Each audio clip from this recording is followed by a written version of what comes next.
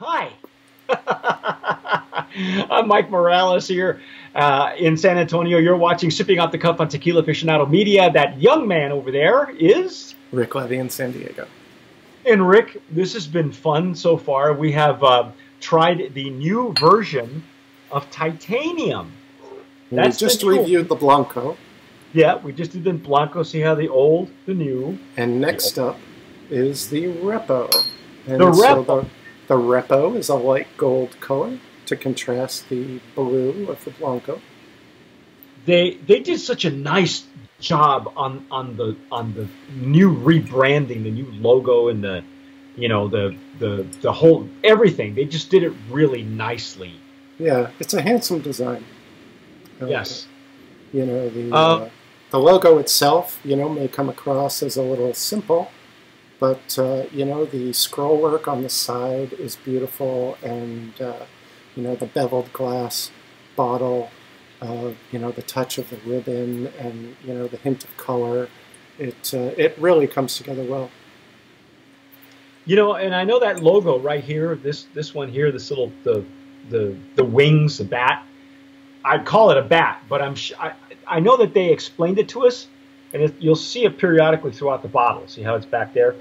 And for the life of me, I can't remember what it was, but it was very prominent. You can see it. It's very reminiscent of a bat or a jet or the bat wing. It reminds me of the first the first Batman, where you see the bat wing come up and it looks. And like of course, the bats are the primary pollinators of agave, right? Is that correct? Well, yeah. So and the owner, Robert Tejerina, is owner of a jet company. In fact, I should name it just for the heck of it. Priority One Aviation is the name of the. It's the worldwide. It's a worldwide business jet aircraft sales and brokerage firm. Okay, so that'll give you an idea of his background. And then Casey Hartle is the guy hard at work trying to make this thing fly. So, I think, so to speak. I think they actually got it, because I'm anxious to try the new Stossel prototype that we're getting from Chisholm Trail. But do we have any numbers on how long this has been aged, Rick? We do. The Repo is 8 months in a used charred bourbon barrel. Oh, okay. All right. And again, they're making this at NOM 1479, Hacienda La Capilla in Tepatitlan de Morelos. And that's about halfway between Arandas and Guadalajara, right? So well, it's Highlands. It's considered Highlands, and Arandas has it. It's interesting that we mentioned that it's close to Arandas, because I remember when we were talking, we were trying to pinpoint the Blanco and the nuances, because it didn't taste like anything out of a Totonilco, and it was reminiscent of stuff from Arandas, but it really wasn't. It was kind of like somewhere in between, because Arandas, it's to me, is just as identifiable as a Matitan for me is. That's interesting. I'm glad that we brought that up, because it was something that we're trying to pinpoint some nuances, and we thought maybe copper pot stills, because they do distill that way. We thought maybe it was due to the look at you holding on to it like a cognac glass. Check you out. Look at how elegant. I'm fondling it. He's fondling his tumbler. We actually used to call fondling my slow roasted penis. This is by the way, what Chisholm Trail is calling these glasses, they're calling them jarritos. That is Spanish for small jars, which is how I think, historically speaking, Romeo Ristov, who is the proprietor of Chisholm Trail, is trying to come as close to the actual drinking vessels that have been found in archaeological sites in Mexico. So, and those typically, and of course, he is an archaeologist. Yeah, he is. He's an archaeologist, a historian, and he's involved in glassware. Don't ask me how. I don't know. We're going to interview Romeo here shortly, so we'll have him on one of our open bars, and he'll be able to tell you his story, how he came across, how he came to be in the glassware business. But so we're considering and calling these jarritos, and it's similar to the juice that's out there now. There's a juice out of Mexico that's flavored juices that are very popular called jarritos, but this is just naming the glassware, giving it a name. So, oh, nice. Yeah. Wow. Now this is a shorter. If you'll notice, this glass we're using is shorter than the first prototype. This one has a longer chimney, a longer tulip nose or chimney, and this is a more stouter, shorter. So, wow.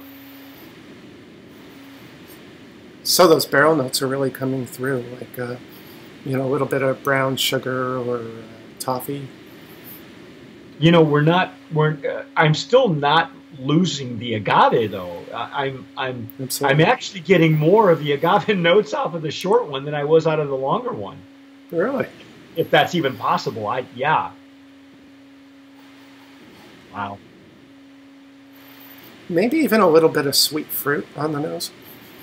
Could be a little bit of maybe dried fruit. Dried or fresh fruit? I might almost say fresh. Like in their notes, they had suggested papaya.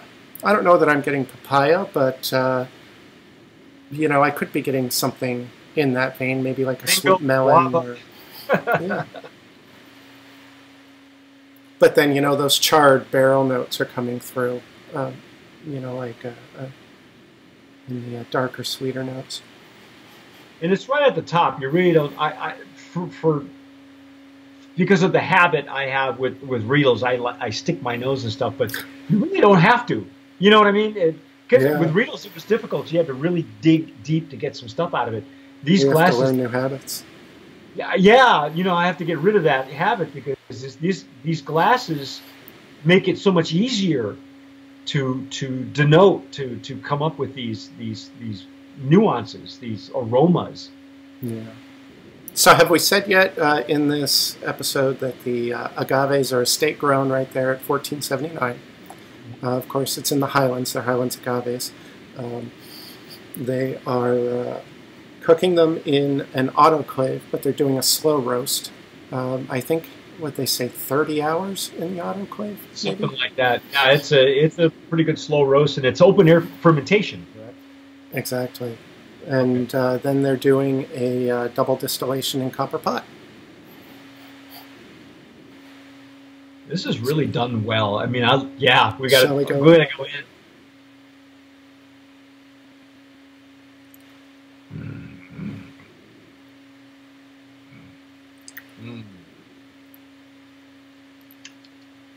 Oh yeah. There's much more up front on the palate as soon as it hits the palate, and of course it's a lot of barrel notes, but that pepper bloom is still there. The pepper bloom is still there, yeah. And we're probably getting some additional spice effect from the wood as well. And that's what I was getting also. Not only was it pepper, but it was spicy as well. So, wow! And look at the way. I don't know if you can see the legs and tears off from this glass because it's a kind of a shorter glass. My lighting's not the greatest here. Some really pretty tears, really nice string of pearls. I'm really enjoying using this glass. Now, see, now that we have an aged version, I'm not so afraid to have it warm to body temp or finger temp, temperature, because it can only help now that this is aged, even slightly. Would you say that finish is a dry finish, Rick?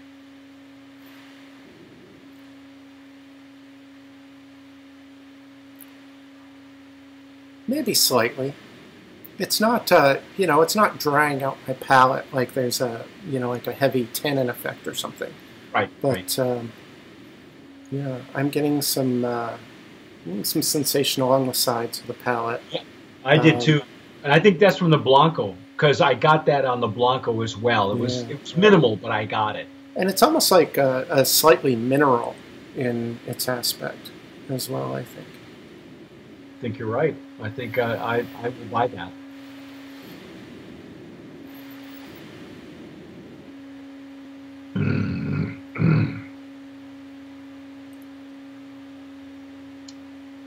It's just enough barrel to take just to round out the edges a little bit.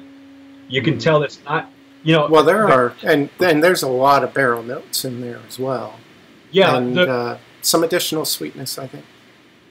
The bottle somewhat colors the juice a little bit more. I'm not exactly sure how they tinted I thought maybe the bottoms were just tinted, but it might be that part of the glass is. I'll have to ask Casey or Robert how they managed to do that, because part of the glass looks like it's clear, but when you pour it, well, I think what happens is, since the base is so solid and it's got it has a lot of color to it, when the light comes in and refracts off of that colored base, it's going to carry the color up through the fluid. Well, then the faceting of the bottle, as well as probably the beveling of the bottle, is accomplishing that too, probably, I would imagine. But when you pour it in your glass, it doesn't look that deep in color. Yeah, it's like a very pale straw. Yeah, so don't be put off, because if you see this bottle on the shelves, it really isn't as dark as it looks, or as yellow as it looks. It's just, it's just part of the newfangled packaging, which I'm raving about. I love what they did with this packaging. It's very handsome. I think we posted a picture that I took on social media, which after looking at their website today, it's very similar to some pictures that they had been circulating as well, the brand itself. But, the line looks very handsome together.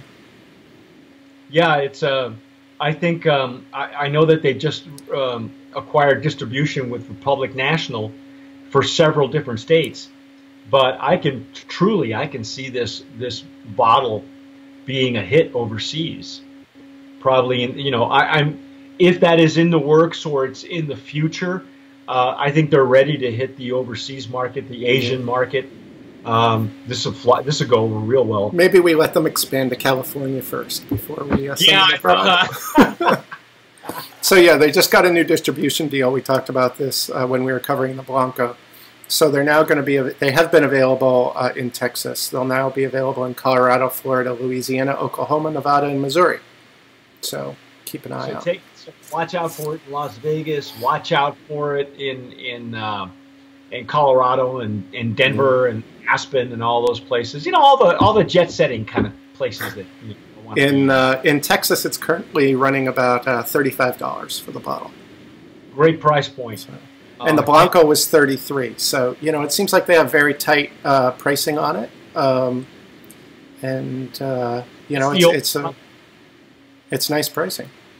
Yeah, if you see this old bottle, you might want to buy them up and hang on to them, because they are now, I would say these are collector's items, because this is the new and improved version.